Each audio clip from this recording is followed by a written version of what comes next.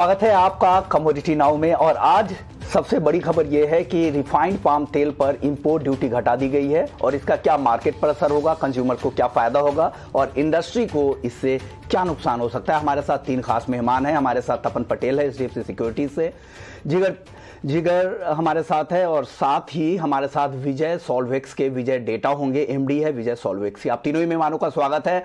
सबसे पहले जिगर आपके पास आएंगे। जिगर बताइए, पाम तेल के रिफाइंड पाम तेल पर जो ये ड्यूटी कम की गई है इसका फ्यूचर्स पर क्या असर होगा। हालांकि नए कॉन्ट्रैक्ट तो लॉन्च नहीं होंगे, लेकिन जो मौजूदा कॉन्ट्रैक्ट है उस पर आपको क्या लगता है, प्राइसेस वायदा में किधर जा सकते हैं पाम तेल के अब? गुड मॉर्निंग विश्व मोहन। सबसे पहले तो अगर एक मैं नी जर्क रिएक्शन की बात करूं, इंट्राडे के जो ट्रेडर्स रहेंगे वो थोड़े बहुत तो उनका कॉन्फिडेंस हिल जाएगा। पहले चना, फिर आरएम सीड, अभी सोया कॉम्प्लेक्स, ऑलमोस्ट कैस्टर को छोड़ के। सो ऑफ कोर्स थोड़ा बहुत यहाँ कॉन्फिडेंस थोड़ा हिलेगा, लेकिन गवर्नमेंट ने ये स्टेप्स क्यों लिए हैं? I think in my personal opinion they should come out and they should state clearly कि क्या लग रहा है, किन किन वजहों से हमने ये स्टेप्स लिए हैं, बिकॉज ये मार्केट को बताना बहुत ही इंपॉर्टेंट है। कॉन्फिडेंस ना हिले, क्योंकि ये जो सर्कुलर आया है उसमें ये बोला गया हुआ है कि फॉर 1 ईयर ये कॉन्ट्रैक्ट्स बंद रहेंगे।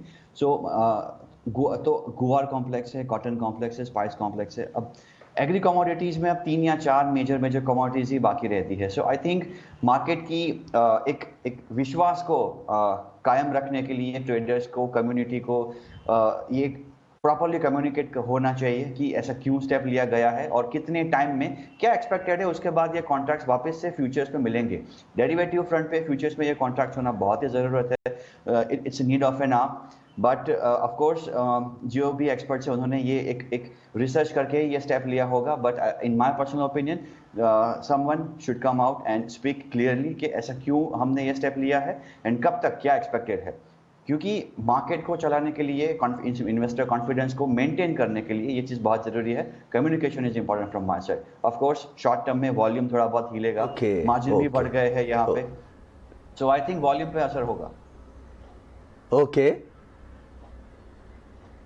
ओके, हमारे साथ विजय डेटा भी है, विजय सॉल्वेक्स के। सर स्वागत है आपका ईटी नाउ स्वदेश पर। सर, जिस तरह से रिफाइंड पे से ड्यूटी कटौती की गई है और इस बार क्रूड पाम तेल को छोड़ दिया गया है, इससे घरेलू रिफाइनिंग इंडस्ट्री को कितना नुकसान होगा, क्योंकि आप भी इंडस्ट्री से हैं, और आपको क्या लग रहा है कितना बड़ा असर है ये आप लोगों के लिए, कितना बड़ा सेटबैक है? विश्वमोहन जी, निश्चित रूप से ये कहीं गवर्नमेंट से गलती रह गई है।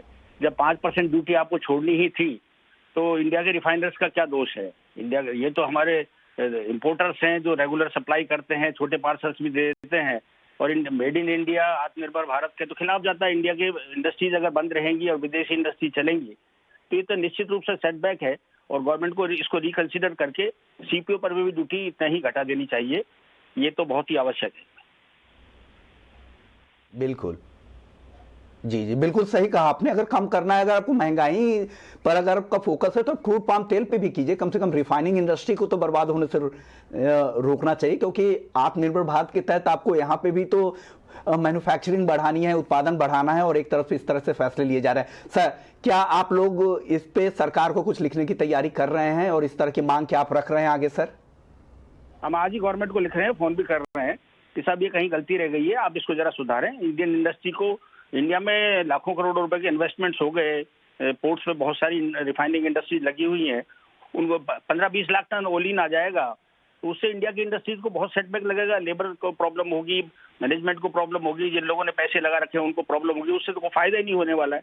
गवर्नमेंट को ड्यूटी वे भी करनी है तो दोनों सेक्टर पे करनी चाहिए थी, एक पे करने का कोई मतलब ही नहीं था। जी ओके, शुक्रिया डेटा साहब। वक्त कम है, फिर से आपसे आगे भी बात करेंगे। चलिए, हमारे साथ तपन पटेल भी हैं और जिगर भी हैं। तपन, अब आप बुलियन मार्केट पर आज के लिए आपका आउटलुक है? हालांकि गोल्ड में आज सुस्ती है और चांदी हल्की तेजी दिखा रही है। फटाफट से दोनों पे कॉल आपकी क्या होगी आज के लिए? जी बिल्कुल, गोल्ड मार्केट जो है काफी स्टेडी है आज के दिन, और ये पूरा वीक जो है क्रिसमस हॉलीडे मूड रहेगा सारे इन्वेस्टर्स और ट्रेडर्स का। कोई ट्रिगर भी नहीं है, फ्रेश ट्रिगर नहीं है, तो हॉलीडे शॉर्ट टर्म वीक के प्राइसेस जो है रेंज में रह सकते हैं, लेकिन रुपया भारी है यहाँ पे, तो उसका असर एमसीएक्स के प्राइस पे रह सकता है। लेकिन बाय एंड डिप्स का व्यू यहाँ पे गोल्ड में मैं कंटिन्यू करना चाहूंगा, क्योंकि डाउन साइड जो है लिमिटेड रह सकती है। 48,100 से 48,000 की रेंज में गोल्ड में बाय कर सकते हैं। 48,400 का टारगेट रहेगा। स्टॉप लॉस जो है वो 47,900 का रख के गोल्ड में बाय करने की मैं सलाह दूंगा। चांदी में भी बाइंग जो है कंटिन्यू रह सकती है। बेस मेटल्स काफी स्ट्रॉन्ग है तो उसका असर सिल्वर में आ सकता है। तो उसमें भी 61,300 के लेवल से बाय कर सकते हैं। टारगेट ऊपर में 61,700 61,800 का रहेगा। स्टॉप लॉस जो है वो 61,000 के बिलो का रख के सिल्वर में भी बाय कर सकते हैं। ओके ओके, चलिए फटाफट से जिगर क्रूड पर आपकी कॉल आज के लिए। क्रूड पे मुझे लग रहा है आज एक शॉर्ट कवरिंग बन सकता है कल की भारी गिरावट के बाद। So one can go long in January at 5250, 5200 stop loss and 5350 is target. Okay okay, शुक्रिया तपन आपका, जिगर आपका। माफी चाहूंगा वक्त कम है तो कमोडिटी नाउ को यहीं समेटने का वक्त आ गया है। आप दोनों ही मेहमानों का बहुत बहुत शुक्रिया। तो कमोडिटी नाउ में फिलहाल इतना ही, लेकिन आप बने रहिए ईटी नाउ स्वदेश पर।